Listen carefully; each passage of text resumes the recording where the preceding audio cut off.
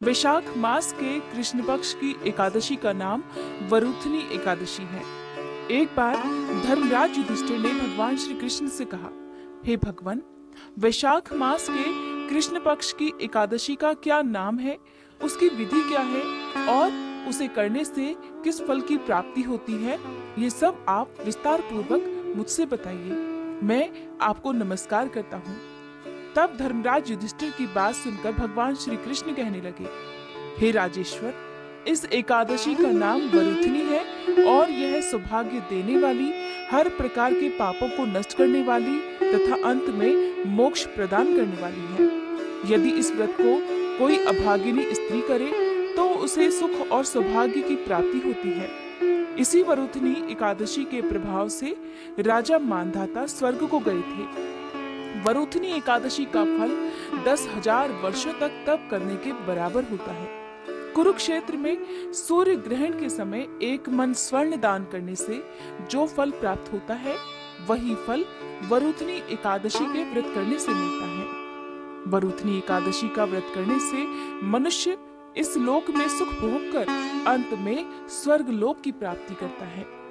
शास्त्रों में कहा गया है कि हाथी का दान घोड़े के दान से श्रेष्ठ है और हाथी के दान से भूमि दान, भूमि के दान से तिलों का दान, तिलों के दान से स्वर्ण का दान और स्वर्ण के दान से भी बढ़कर अन्न का दान है और अन्न दान के बराबर कोई दान नहीं है। फिर अन्नदान से देवता, पितर और मनुष्य तीनों तृप्त हो जाते हैं। शास्त्रों में अन्नदान को कन्यादान के बराबर माना गया है।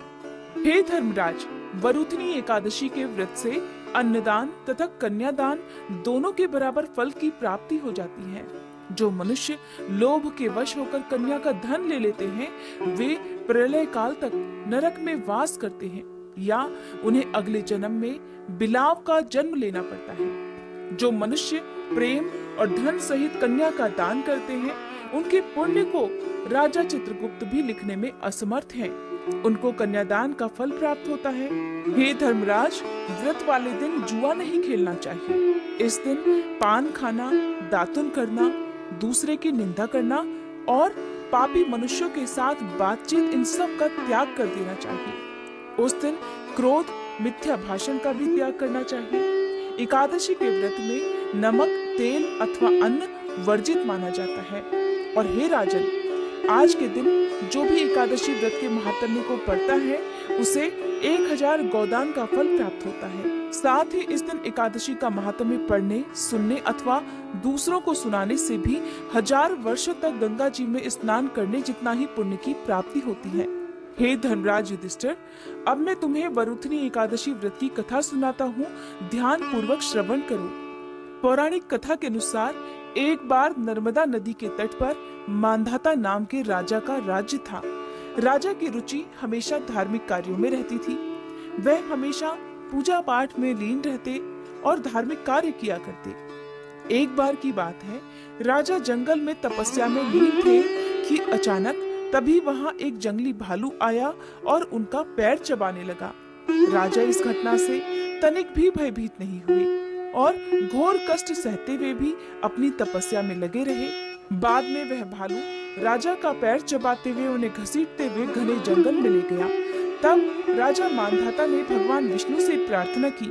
राजा की करुण पुकार सुनकर भगवान विष्णु प्रकट हुए और अपने सुदर्शन चक्र से भालू का अंत कर दिया। लेकिन तब तक राजा का एक पैर भालू खा चुका था और वह इस बात को लेकर बहुत परेशान हो गए। अपने भक्त को दुखी देखकर भगवान श्री हरि बोले, हे वत्स, शोक मत करो, तुम मथुरा जाओ और वरुथनी एकादशी का व्रत रखकर मेरी वराह अवतार मूर्ति का पूजन करो। उसके प्रभाव से पुनः तुम सुदृढ़ अंगों वाले हो जाओगे और इस भालू ने तुम्हें जो काटा है, ये तुम्हारे पूर्व जन्म का अपराध था, तुम्हारे पूर्व जन्म के किए हुए पापों का कारण था। तब भगवान की आज्ञा मानकर राजा मांधाता ने मथुरा जाकर श्रद्धा पूर्वक एकादशी का व्रत किया और वरुथनी एकादशी व्रत करने के प्रभाव से वह फिर से सुंदर और संपूर्ण अंगों वाला हो गया।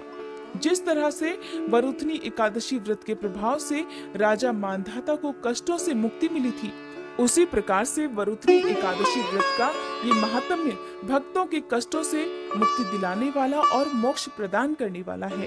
प्रेम से बोलिए विष्णु भगवान की जय, एकादशी माता की जय। एकादशी के दिन भगवान श्री हरि की पूजा अर्चना करके मंत्रों का जाप करके व्रत कथा पढ़ी और सुनी जाती है।